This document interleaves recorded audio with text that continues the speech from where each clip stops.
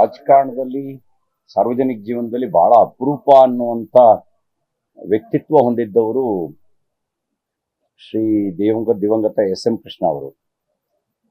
ನಮ್ಮನ್ನು ಅಗಲಿದ್ದಾರೆ. ರಾಜಕೀಯದಲ್ಲಿ ಒಂದು ಮಾತನ್ನು ಹೇಳ್ತಿದ್ರು, ಅಂದ್ರೆ ಮೂರ್ಖರು ಮಾತ್ರ ರಾಜಕಾರಣಕ್ಕೆ ಬರ್ತಾರೆ ಅಂತ.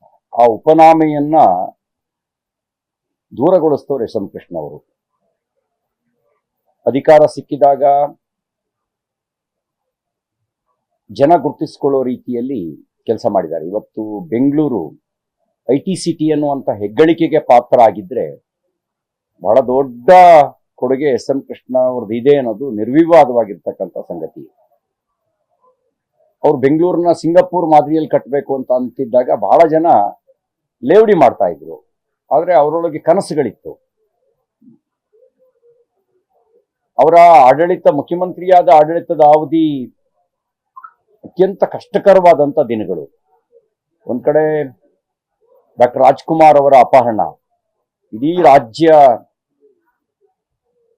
ದುಃಖದ ಮಡುವಿನಲ್ಲಿದ್ದಾಗ, ಸಂಕಷ್ಟದಲ್ಲಿದ್ದಾಗ ಡಾಕ್ಟರ್ ರಾಜ್ಕುಮಾರ್ ಅವರನ್ನ ಜೀವಂತವಾಗಿ ಕರೆತರ್ತಕ್ಕಂಥದ್ದು ಒಂದು ಸವಾಲಿನ ಸಂಗತಿಯಾಗಿತ್ತು. ಬಹಳ ಜನರಿಗೆ ರಾಜ್ಕುಮಾರ್ ಅವರು ವೀರಪ್ಪನವರ ಕಪಿಮುಷ್ಟಿಯಿಂದ ಜೀವಂತವಾಗಿ ಬರ್ತಾರೋ ಇಲ್ವಾ ಅನ್ನುವಂಥ ಅನುಮಾನ ಕಾಡ್ತಾ ಇದ್ದ ಸಂದರ್ಭದ ದುರುಪಯೋಗವನ್ನ ಪಡಿಸ್ಕೊಳ್ಳಿಕ್ಕೆ ಅರಾಜಕ ಶಕ್ತಿಗಳು ಹಾತೊರಿತಾ ಇದ್ದಂಥ ಕಾಲದಲ್ಲಿ ಎಸ್ ಎಂ ಕೃಷ್ಣ ಅವರು ಅದನ್ನ ಅತ್ಯಂತ ಶಾಂತ ರೀತಿಯಿಂದ ಯಶಸ್ವಿಯಾಗಿ ನಿರ್ವಹಿಸಿ ಡಾಕ್ಟರ್ ರಾಜ್ಕುಮಾರ್ ಅವರನ್ನ ಮತ್ತೆ ವಾಪಸ್ ಕರ್ಕೊಂಡು ಬಂದರು. ಅಕಸ್ಮಾತ್ ಎಲ್ಲರೂ ಅದು ಸಾಧ್ಯ ಆಗದೇ ಇದ್ದಿದ್ರೆ ನಾವು ಆಗ್ತಾ ಇದ್ದ ಅನಾಹುತವನ್ನ ಊಹಿಸ್ಲಿಕ್ಕೂ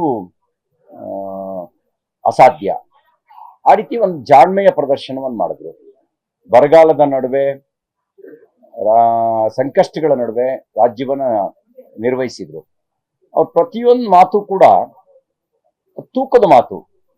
ನಾವೆಲ್ಲ ಸಾರ್ವಜನಿಕ ಜೀವನದಲ್ಲಿ ಇರುವವರು ಕಲಿಬೇಕಾಗಿರ್ತಕ್ಕಂಥ ಸಂಗತಿ. ಮಾತಾಡಿದ್ರೆ ಹೋಯ್ತು, ಮುತ್ತು ಒಡೆದ್ರು ಹೋಯ್ತು ಅಂತ ಗಾದೆ ಮಾತು. ಆದ್ರೆ ಆಡಿದ ಮಾತು ಮೌಲ್ಯಯುತವಾಗಿರಬೇಕು, ಅದು ತೂಕ ಕಳ್ಕೊಳ್ಬಾರ್ದು ಅನ್ನೋದು ಎಸ್ ಎಂ ಕೃಷ್ಣ ಅವರ ಸಾರ್ವಜನಿಕ ಬದುಕಿನಲ್ಲಿ ಅವರು ಆಡ್ತಿದ್ದ ಪ್ರತಿಯೊಂದು ಮಾತು ಕೂಡ ಅರ್ಥಗರ್ಭಿತವಾಗಿರ್ತಿತ್ತು, ಸಮಯೋಚಿತವಾಗಿರ್ತಿತ್ತು, ತೂಕದ ಮಾತಾಗಿರ್ತಿತ್ತು. ಯಾರನ್ನೂ ನೋಯಿಸುವ ರೀತಿಯಲ್ಲಿ ಅವರು ರಾಜಕಾರಣವನ್ನ ಮಾಡಲಿಲ್ಲ.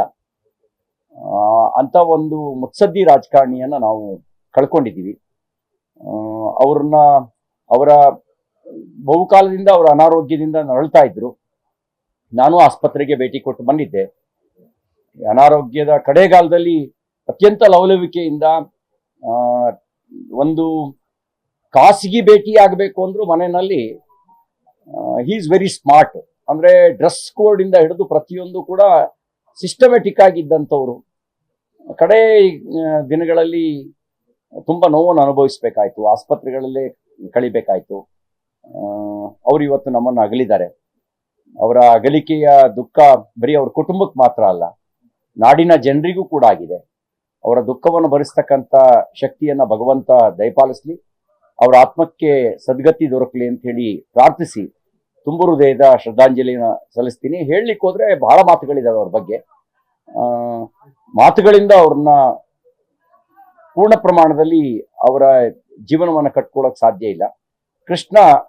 ಕೃಷ್ಣ ಅವರೇ ರಾಜ್ಯಕ್ಕೆ, ನಾಡಿಗೆ ಎಸ್ ಎಂ ಕೃಷ್ಣ ತರದವರು ಅಪರೂಪದ ವ್ಯಕ್ತಿತ್ವ ಇರ್ತಕ್ಕಂಥವ್ರು ಅಂತ ಅಷ್ಟೇ ಈ ಸಂದರ್ಭದಲ್ಲಿ ಹೇಳಲಿಕ್ಕೆ ಬಯಸ್ತೀನಿ.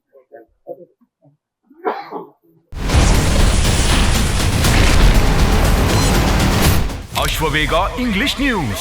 Coming soon. Your channel, your voice, your trust.